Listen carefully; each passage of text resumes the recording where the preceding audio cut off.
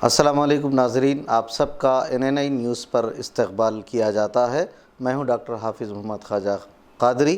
آج کی تازہ ترین خبروں پر نظر ڈالتے ہیں۔ ضلع وقار آباد کے منڈل تاندور میں موجود ملکا پور میں پیش آئے واقعے نے یہ ثابت کر دیا کہ آج کل سیل فون ایک بیماری اور لت بن گئی ہے، جس کا استعمال گاؤں کے سکون کو بھی ختم کرنے میں اہم رول ادا کر رہا ہے۔ سیل فون کی وجہ سے قتل بھی ہونے لگے ہیں۔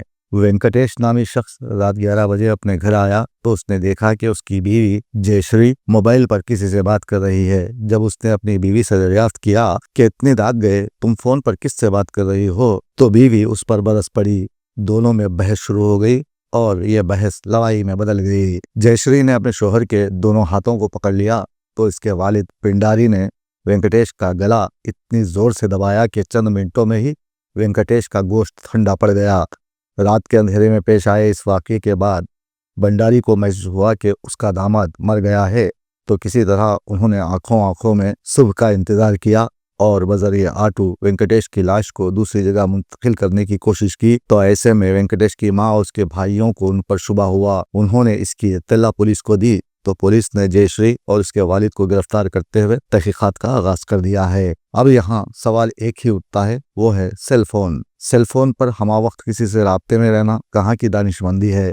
خاص طور پر لڑکیوں کو موبائل فون میں واہیات دیکھنے سے دور رہنے کی ضرورت ہے۔ جہاں کسی چیز کے استعمال سے شکوک پیدا ہوتے ہوں، اس چیز کے استعمال سے پرہیز کیا جانا ضروری ہے۔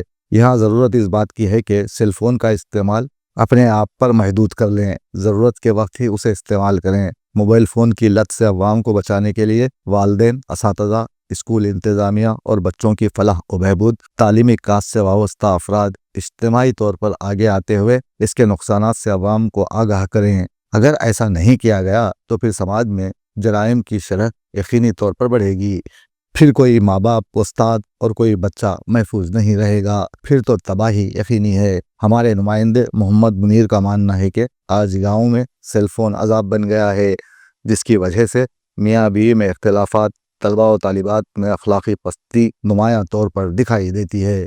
اس لیے سیل فون کے استعمال کو خود پر لازم نہ کریں، یہی موجودہ دور کی سب سے اہم اشد ضرورت ہے۔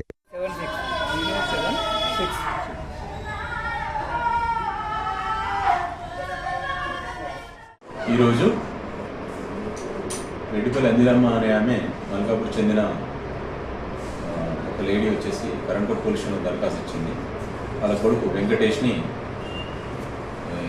చంపినారని, వాళ్ళ కోడలు పాండరి అనే వాళ్ళు గొంతు విసికి చంపినారు అని దరఖాస్తు ఇచ్చింది. ఆ దరఖాస్తు పైన వెరిఫై చేస్తున్నాం. ఆమె ఇచ్చింది నోటీస్ ఏంటంటే వేరే వాళ్ళతోటి మాట్లాడుతున్నది అనే అనుమానంతో వాళ్ళ భర్త ఓకే వెంకటేష్ ఎవరైతే ఉన్నారో అని అడగడం వల్ల వీళ్ళు ఈ భార్య, వీళ్ళు వాళ్ళ మామ ఇద్దరు పాండ్ర వీళ్ళిద్దరూ కలిసి చంపేసినారు నా కొడుకుని అని చెప్పి ఆమె దరఖాస్తు ఇచ్చింది. దానిపైన పరిశోధిస్తున్నాం. త్వరలోనే నిందితులు ప్రాథమికంగా వాళ్ళు ఇచ్చిన కంప్లైంట్ ప్రకారం వైర్తో కానీ తాడుతో కానీ చంపినట్టుగా తెలుస్తుంది. పిఎంఈ రిపోర్ట్ వచ్చిన తర్వాత దాని గురించి డీటెయిల్స్ చెప్తాం. ఆల్రెడీ వేస్తున్నారు వెరిఫై.